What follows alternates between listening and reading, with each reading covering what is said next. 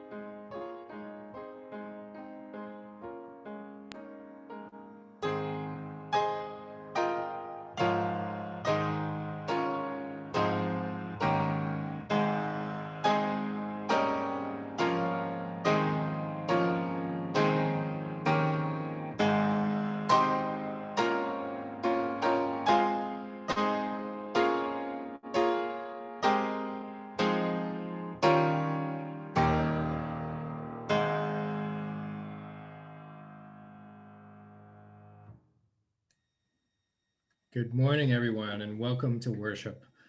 It's so good to see familiar faces and new faces too. It's one of the hidden blessings of Zoom is to get to see faces together.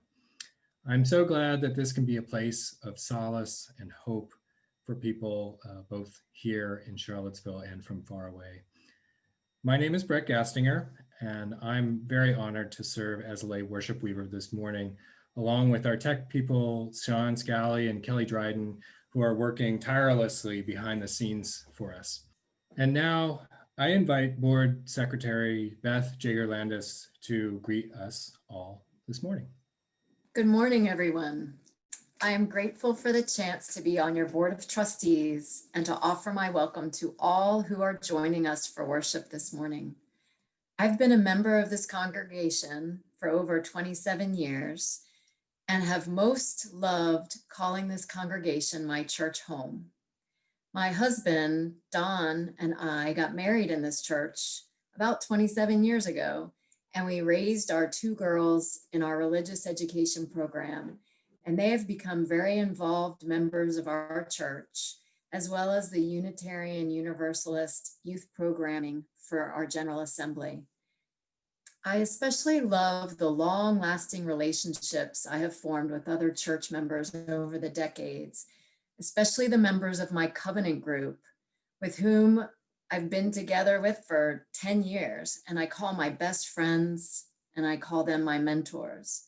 I also love sharing the role of leadership with the other members of our board of trustees, whom I respect and who teach me how to look at life's challenges with a different eye. I'd be happy to talk to anyone about my involvement in the church and answer any questions about leadership opportunities at any time. Thank you. We are the Abbott family, and we light our chalice as a symbol of our UU faith. We gather this hour as people of faith with joys and sorrows, gifts and needs. We light this beacon of hope, sign of our quest for truth and meaning in celebration of the life we share together. We light this chalice to celebrate Unitarian Universalism. This is a church of open minds. This is a church of helping hands. This is a church of loving hearts. Our congregation's chalice has been lit and will have its own screen throughout the service. If you have a chalice in your home, please light it now. Good morning, everyone. Our story this morning for the month of December and on this Giving Tree Day has to do with our ministry theme of stillness. One of the things that we've been talking about in chapel and faith development is that stillness doesn't necessarily mean not moving. There are different ways to experience stillness through our bodies, through all of our senses. And today's story is a good reminder of that. It's about a child and a parent who go on a special nighttime walk together. And you might want to take a nighttime wintry walk this season yourself. The story reminds us that there are many gifts just waiting for us to be discovered if we make room for stillness. It's also a story that has beautiful illustrations, and I hope that you'll pay attention to how the artist captured the idea of moon shadows. It also speaks to us about hope and how hope can come on silent wings when we least expect it. Owl Moon by Jane Yolen. It was late one winter night, long past my bedtime, when Pa and I went owling. There was no wind. The trees stood still as giant statues, and the moon was so bright the sky seemed to shine. Somewhere behind us a train whistle blew, long and low, like a sad, sad song. I could hear it through the woolen cap Pa had pulled down over my ears. A farm dog answered the train, and then a second dog joined in.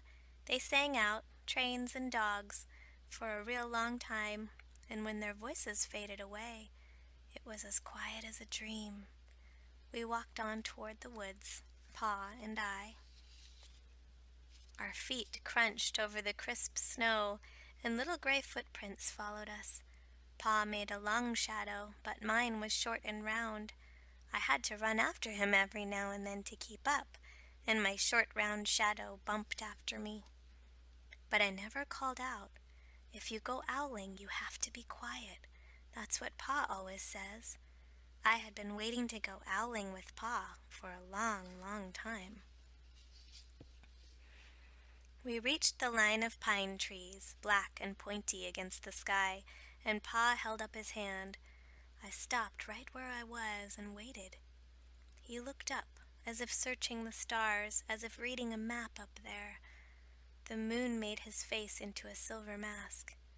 Then he called, "Ooh-hoo-hoo, ooh, ooh, ooh." The sound of a great horned owl. "Ooh-hoo-hoo, ooh, ooh, ooh."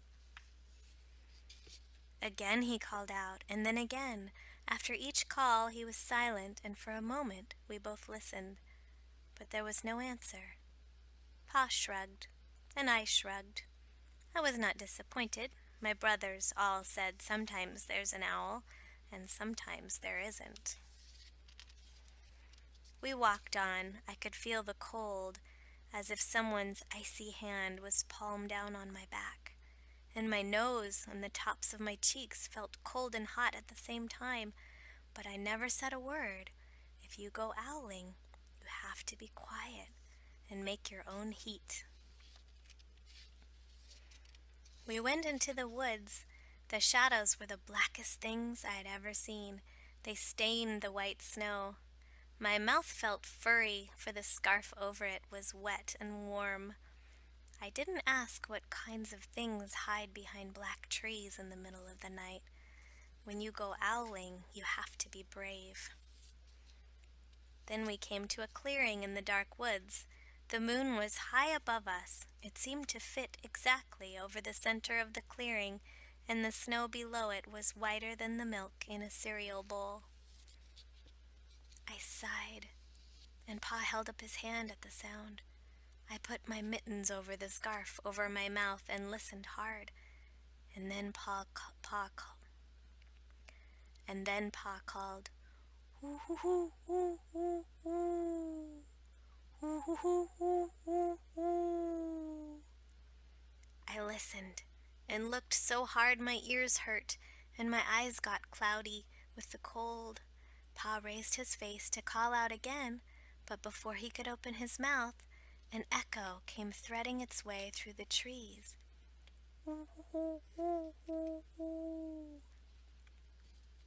Pa almost smiled. Then he called back, "Hoo hoo hoo hoo hoo hoo," just as if he and the owl were talking about supper or about the woods or the moon or the cold. I took my mitten off the scarf off my mouth, and I almost smiled too. The owl's call came closer from high up in the trees on the edge of the meadow. Nothing in the meadow moved. All of a sudden, an owl shadow, part of the big tree shadow, lifted off and flew right over us. We watched silently, with heat in our mouths, the heat of all those words we had not spoken. The shadow hooted again. Pa turned on his big flashlight and caught the owl just as it was landing on a branch. For 1 minute, 3 minutes, maybe even 100 minutes, we stared at one another. Then the owl pumped its great wings and lifted off the branch like a shadow without sound. It flew back into the forest. "Time to go home," Pa said to me. I knew then I could talk. I could even laugh out loud, but I was a shadow as we walked home. When you go owling, you don't need words or warm or anything but hope. That's what Pa says, the kind of hope that flies on silent wings under a shining owl moon. Every week in our worship together, we sing to one another the song, "From you I receive, to you I give. Together we share, and from this we live." Today, at our annual Giving Tree service, we embody this hymn. Today is a day when we receive, through the generosity of members of this congregation, gifts that we will share with the wider community, as well as with those members in our own faith family who experience economic insecurity and appreciate a little support from the congregation, especially during this time of year. Again this year, we're partnering with Greer Elementary School. We work with the social workers there who have identified families who might otherwise slip through the cracks or not be able to have any extra support or help this holiday season. In this time with the pandemic, with food insecurity, and with economic insecurity, it really is a blessing to know that we are able to reach out and be a source of support for these families who might otherwise go without this holiday season. I thank you for your generosity. And if you find yourself in need of a little extra support this holiday season, please do reach out to me. Our congregation is very generous, and we want to make sure that everyone is held in love and support this holiday season, and that no one go without. Usually, we gather together in our beautiful sanctuary for this service.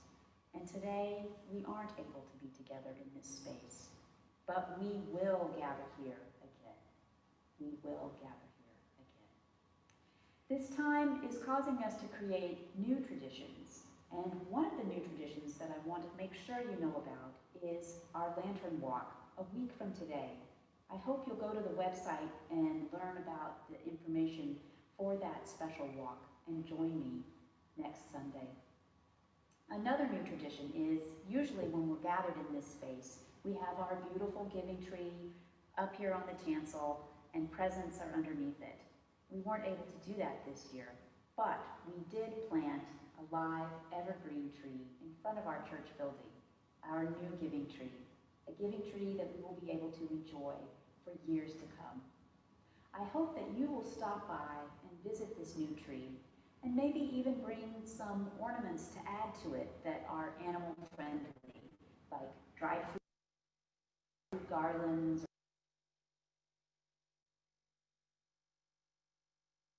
or cranberry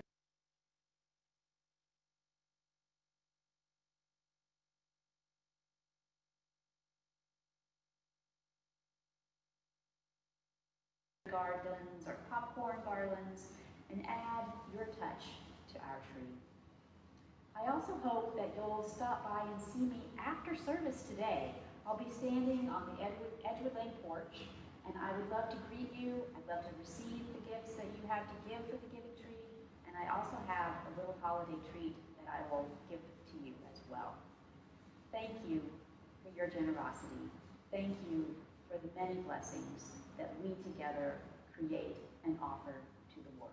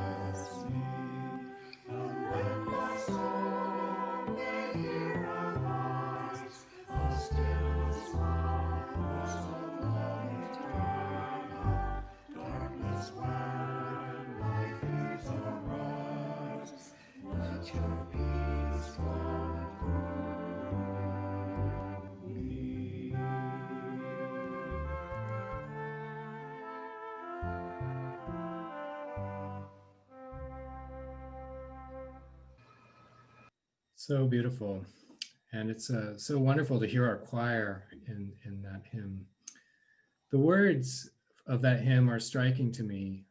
They remind us that winter's stillness can allow us to see more clearly, to even create a higher sense of perception, which can open the space that then moves us to sing and to love. In this moment, in this stillness, let that space also move us to our spirit of gratitude and generosity. Here in community, we offer one another not only our hearts and our compassion, we also share the financial support that is needed to extend our ministry to each other and to our neighbors. We give thanks for all that you love and we encourage you to be generous in putting your love into action with your gifts. I invite you now to give as you are able, and may your donation, like your love, go out into the world. You can send a check in the mail, or if you prefer, online donations are possible through the website using Breeze. Or you can text using the link that's on the screen now, 44321, give TJMC. It's very easy. Thank you.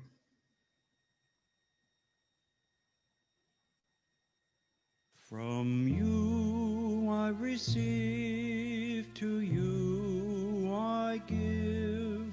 Together we share, and from this we live. From you I receive, to you I give. Together we share, and from this we live. From you I receive, to you I give. Together we share, and from this we live. From you I receive, to you I give. Together we share, and from this we live.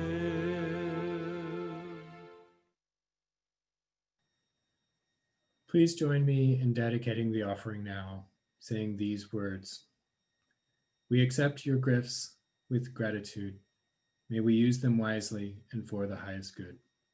Good morning, everyone. As we enter into this time in which I'll be offering you a sermon, I invite you to practice stillness with me by entering a moment in which we see what it feels like to be quiet and still. Take a moment of noticing.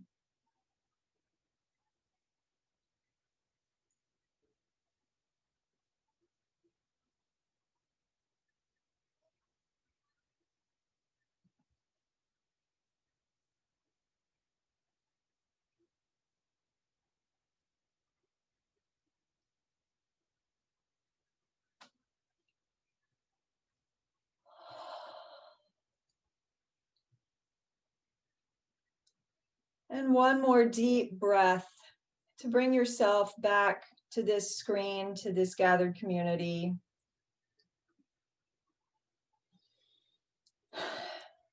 As I have been pondering what needs to be said about stillness on this morning, again and again, I come up with the fact that it is a paradox. How can we be still when there is so much that needs to be done in this world? So for starters, there's the what might need to be done for the holidays, and this seems to be a lifelong journey to decide what really needs to be done for the holidays, especially during this pandemic. So many people have been recreating their holiday traditions, discovering some things that can't be done are okay undone. Some people are finding stillness at this time of year when they are accustomed to being active very uncomfortable. And that in and of itself then is an opportunity for spiritual growth.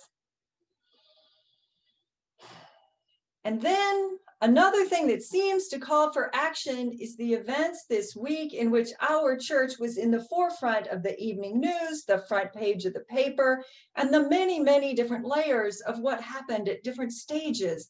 And the pain, I know I felt pain, the pain that so many people felt around that. It is so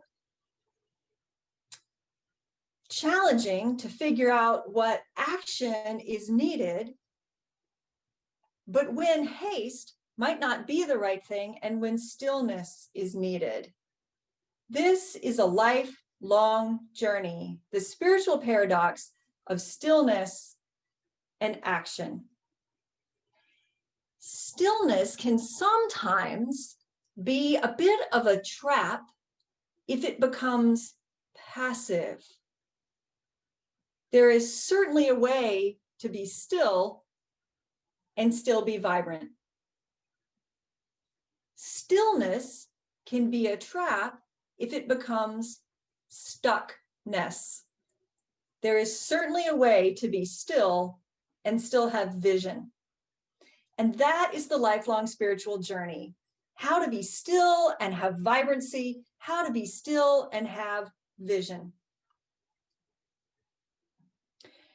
I know that in my life, because I serve half-time at the congregation here and half-time at the hospital, I have seen so many times this week where my body cries out to try to respond to the pain that I see. As an example, on Friday, I was just about to leave the building. It was kind of wrapping up the workday, and something told me to go back and check on the staff on one particular unit. I kind of even doubted myself a little bit. Did this, that, the other, maybe I don't need to. But I listened to that inner small voice. I asked the staff on that unit, how are you doing? One of them said, I'm here doing my work. My relative is in the emergency room waiting to be admitted to the COVID unit.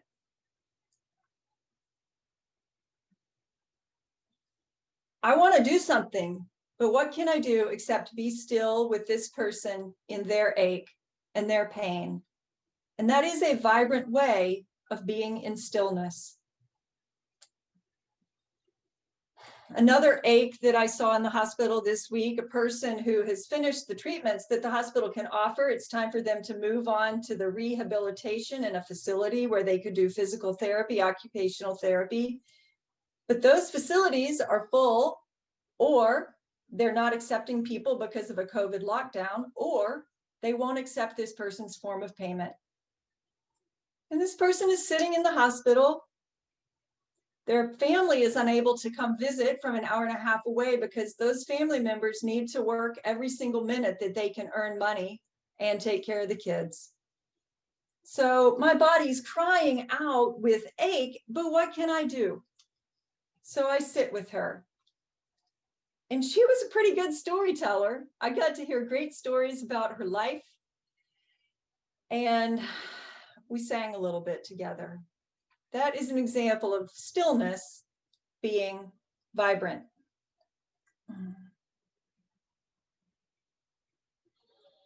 I'm at a chapter in my ministerial journey where I am about to embark upon a sabbatical. It's part of my agreement with this congregation. After serving for 10 years, I will have this 5-month sabbatical. And some mentors have told me not to make too many plans, but to start out with stillness.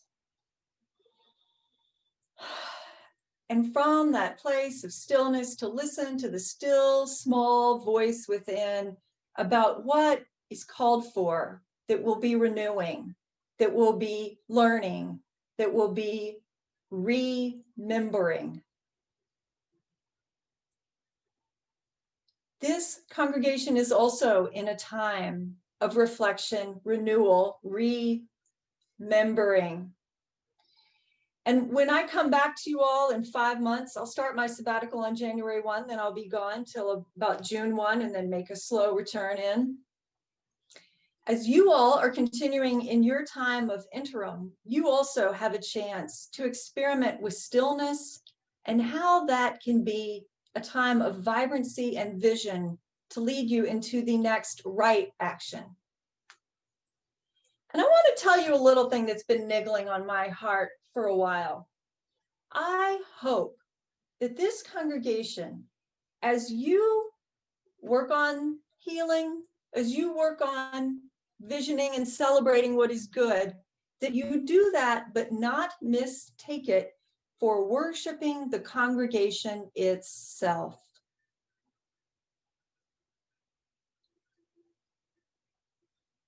Focus on what the love in the world calls you to do.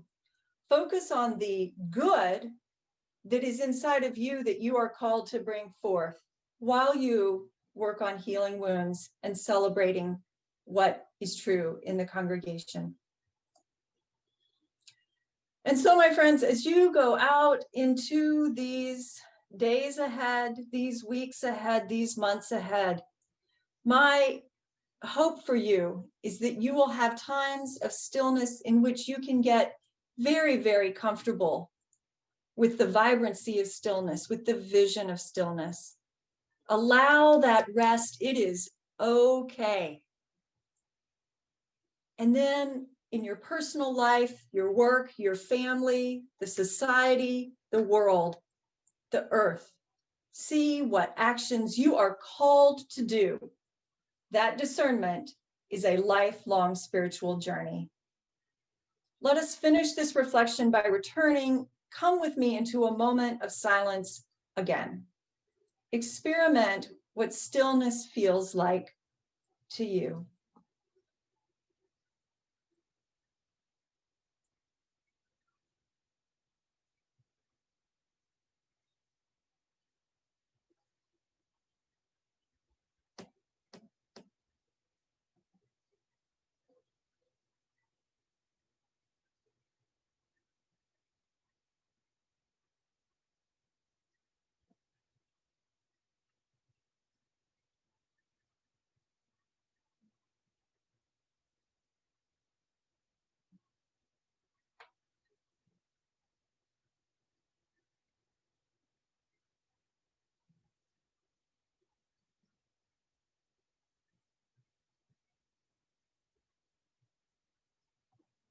And one more breath to bring yourself back to the gathered community.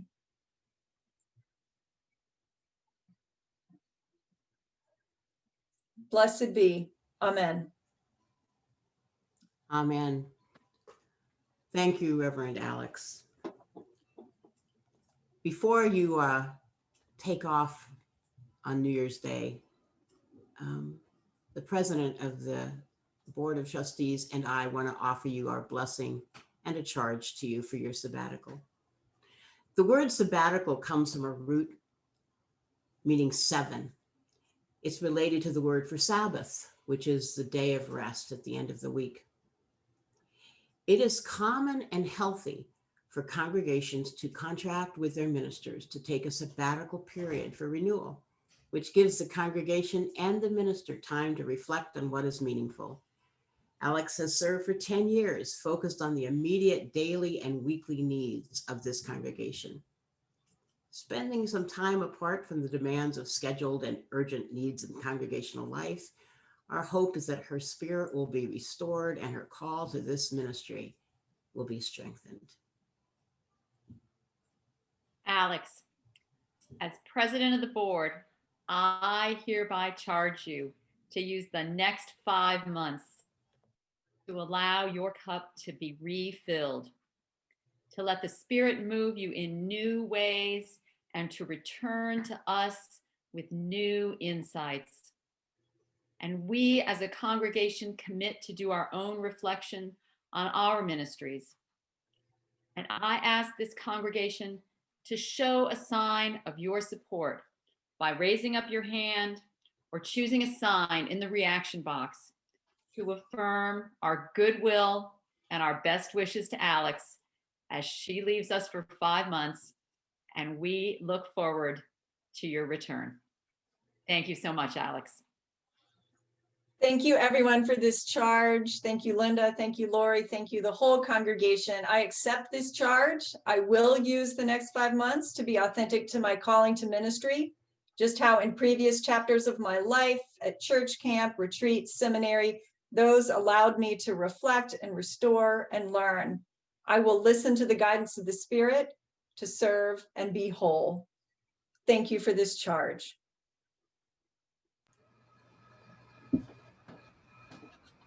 We move now to our closing hymn, which is When Our Heart is in a Holy Place, written by Joyce Poley and offered this morning by members of the Unitarian Universalist Society of Grafton and Upton.